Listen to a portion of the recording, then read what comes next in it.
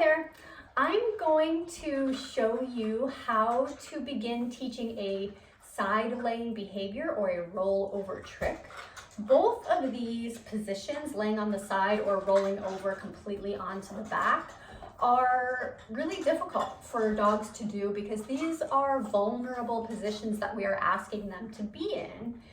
When they're laying on their side, they cannot get up quickly and get out of the way. They cannot turn their head around to see all around the environment. And when they're upside down, they have a lot of input from their vestibular system or their balance sense about being upside down.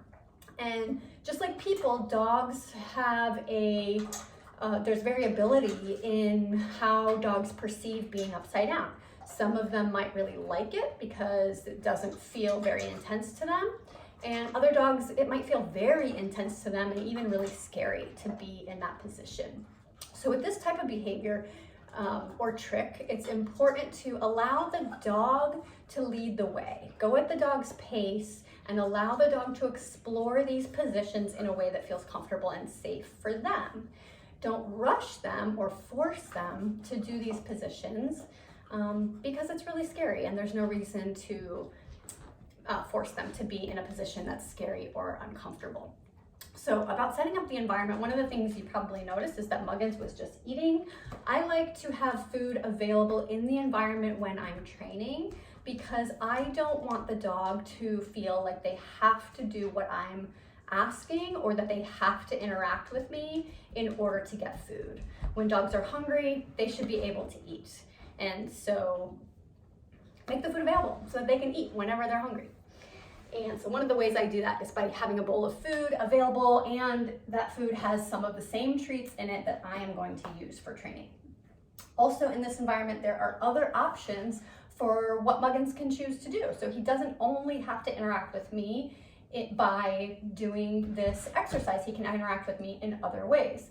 So you'll notice back in the corner, there's a green bucket that has Muggins toys and chews in it. So if he would prefer to play with a toy or chew on a chew, he can go and get those for himself. There's also an open doorway over here, which is off camera, you can't see, but he can leave the room if he wants to. Also, another one of his favorite activities is looking out the window, which you saw he was doing in the beginning of this video. And so if he just wants to hang out and look out the window, he can do that as well. And so lots of options. Now Muggins is sitting next to me and reminding me that I have liver treats in my pocket. And so I'm going to give some to him. And when you're teaching a behavior that might be vulnerable or uncomfortable for your dog, you really want to use the most high value treats for your dog. And so for Muggins, that is any kind of organ meat like liver or heart or lung or fresh meat or cheese. And he gets rewarded just for hanging out with me and laying down and being calm. Those are behaviors that I love to see anytime, anywhere. So anytime and anywhere that he does them, I'm gonna give him a reward. Okay, so now on to how do we teach a dog to lay on their side or roll all the way over. So first you want to choose to do this in an area where your dog already chooses to lay down. So if your dog never lays down outside, don't practice it outside. If your dog never lays down in the kitchen, don't do it in the kitchen. Muggins very often chooses to come into this room and lay down on the carpet. Carpet is also more comfortable than a hard floor, so that might contribute to your choice for where to do this. So we're gonna do this here because Muggins loves to lay down here. And Muggins also knows the cue of a towel, signals that I would like him to lay down and be calm. So I could put this down on the ground and he would know automatically that he could lay down on it. Now, of course, he's already laying down, so it might not make sense in this situation. But if he were not already, I could lay this on the floor exactly where I want him to be and he will go and lay down on it. So since he's already laying down, I'm going to reward him. Sometimes I'm going to give the treats directly to him, and other times I'm going to toss the treats somewhere else so that he has to get up and go get the treats. And that allows him to make the choice to come back to me to keep practicing this. So I'm just using that as a way to check in with him to see if he wants to keep going. All right, so he does want to keep going. And now he's sitting. And I'm just going to give us a little bit more room. And since he's not laying down, I'm going to use my towel. And then he knows that means lay down, and it's okay if he doesn't lay all the way on the towel.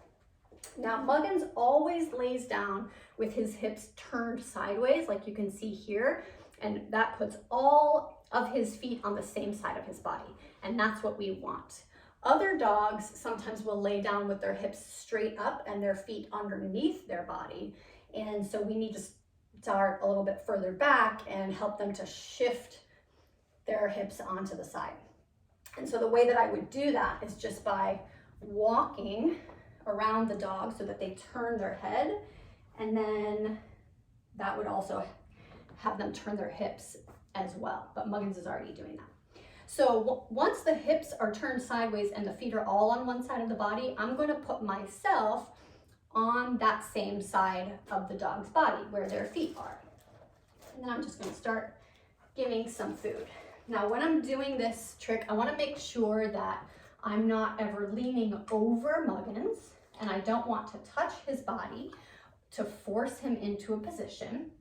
I'm going to do a little bit of luring, but luring is really, it's kind of tricky because it's not fair to lure a dog into something that they don't know what it is.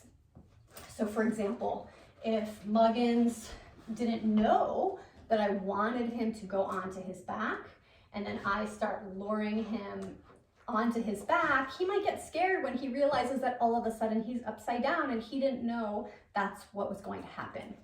So I'm gonna go really slowly and just go a little bit at a time. The first thing that I want him to be able to do is take a treat over here. Okay, so I'm taking the treat and I'm putting it by his left hip, and then I'm allowing him to eat it. So he's just comfortable kind of going off balance a little bit. He just heard something outside, so we're going to pause for a second.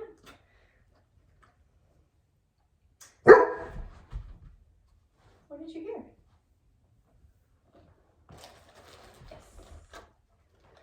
So if he pauses and gets up, that's totally fine. Sometimes the training session is over in a minute or less, and sometimes it goes longer. Sometimes the dog will come back and re-engage, sometimes not. Again, this is Muggins' activity and he is directing the activity. And now he's saying, why are you talking so much? I really like those treats. So I'm not gonna ask him to lay down. I've already asked him by putting the towel here. I'm not gonna ask him again if that's not comfortable. But I'm just gonna wait till he chooses that.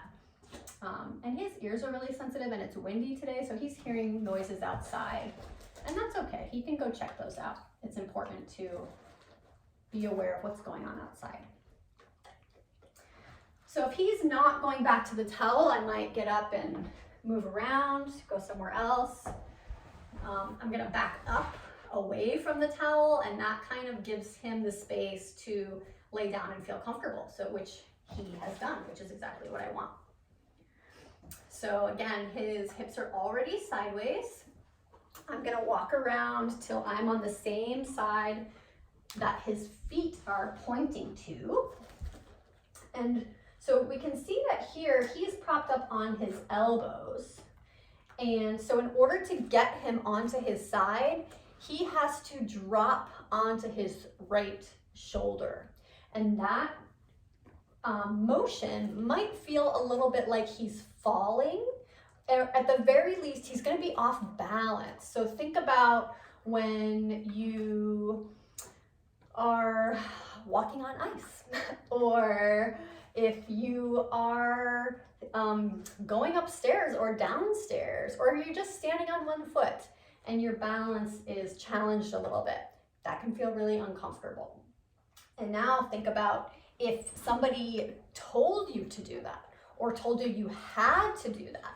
Think about how uncomfortable that might be, as opposed to you choosing to do it yourself and doing it when you're ready.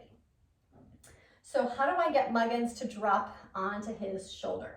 I'm going to move that treat over to his hips again and give it right there.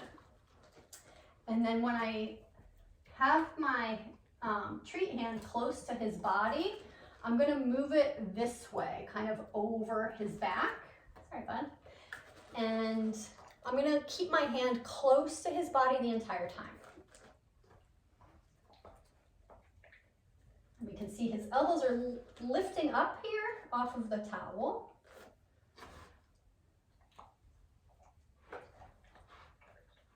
So he's kind of practicing going off balance or putting his head in different positions, which is going to help him get used to these sensations. I'm going to move over here so I don't have to lean over him. And I'm going to gradually move my hand over his back with a treat in it to see if he will try moving on to that shoulder. Yes, good job. And as soon as he does, I'm going to give him a whole handful of treats over on that side. And if he stays there, I'm going to give him some more.